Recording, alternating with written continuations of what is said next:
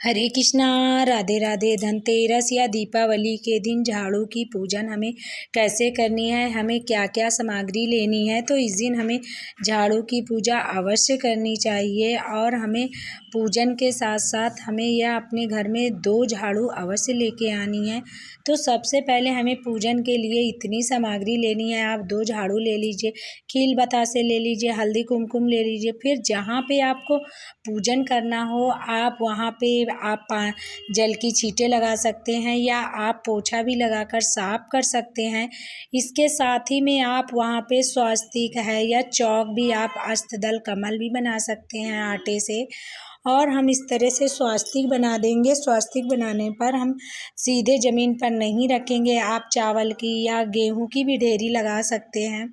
फिर इसके साथ ही हम झाड़ू को विराजमान कर देंगे। फिर झाड़ू को हमें विराजमान करने के बाद फिर हम वहीं पे जैसे हल्दी है, कुमकुम है, टीका कर देंगे। टीका करने के बाद हमें वस्त्र स्वरूपी मौली अवश्य चढ़ानी है। आप मौली इस तरह से बांध भी सकते हैं, चढ़ा दीजिए। इसके साथ ही में हमें दीपक प्रज्वलित करना है।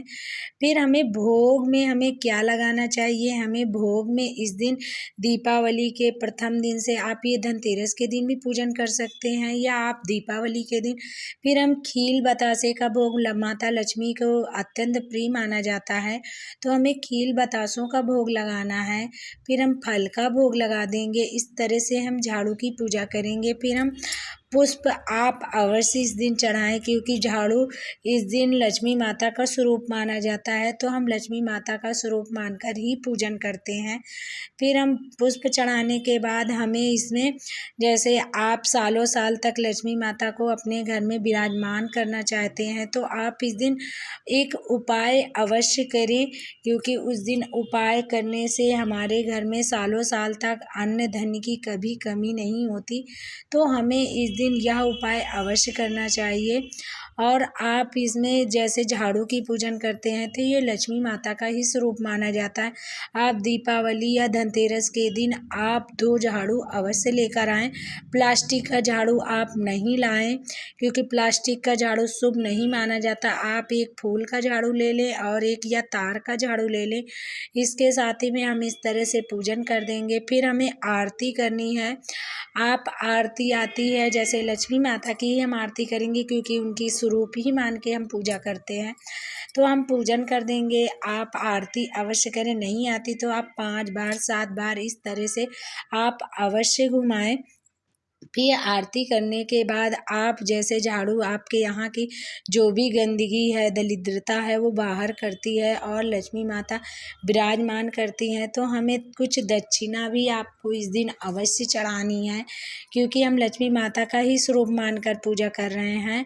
और इस दिन हमें उपाय एक अवश्य करना है कि सालों साल तक हमारे घर में आरोग्य रहें, कभी बीमारी ना आए, अन्न धन की कमी ना हो। तो हमें एक उपाय अवश्य इस दिन करना है। आप ये झाड़ू की पूजा आप धनतेरस की समय, आप जब धनतेरस की पूजन करें तो उस टाइम पे भी कर सकते हैं, या आप बाद में भी जैसे दीपावली की जिस दिन पूजन होती है आप उस दिन भी यह पूजा कर सकते हैं। कोई अवश्य वो ज़रूरी नहीं है कि आप एक दिन पूजा नहीं किए हैं दूसरे दिन, आप 2 दिन में किसी भी दिन झाड़ू की पूजन कर सकते हैं। और उपाय करने के लिए हमें एक लाल कलर का वस्त्र लेना है।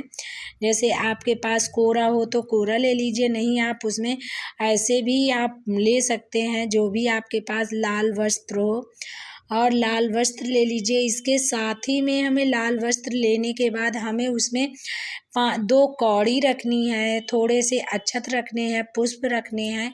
फिर इनको हम अपने घर में जैसे हम जो भी मन्नत मानेंगे, जैसे अन्न धन के लिए हम मन्नत मानते हैं, तो हमें ऐसे पोटली बनाकर अपने झाड़ू में अवश्य इसे बांधें, क्योंकि सालों साल तक लक्ष्मी माता विराजमान रहने वाली हैं। फिर आप जैसे दीपावली जिस दिन भैया दूज होता है, हम उस दिन ये झाड़ू से हम झाड़ू लगा सकते हैं। फिर आप जितने दिन ये बांध बांधा रहे उतने दिन आप बांधे रहने दें, खुल जाए तो कोई बात नहीं, क्योंकि इस तरह से यह उपाय करने से सालों साल तक लक्ष्मी माता हमारे घर में विराजमान रहती हैं। फिर इसके साथ ही हम जल से हम दीपक अवश्य ठंडा कराएंगे, क्योंकि दीपक ठंडा कराना, आचमन कराना बहुत शुभ माना जाता है। तो इस तरह से हमारी झाड़ू की पूजन संपन्न हो जाएगी।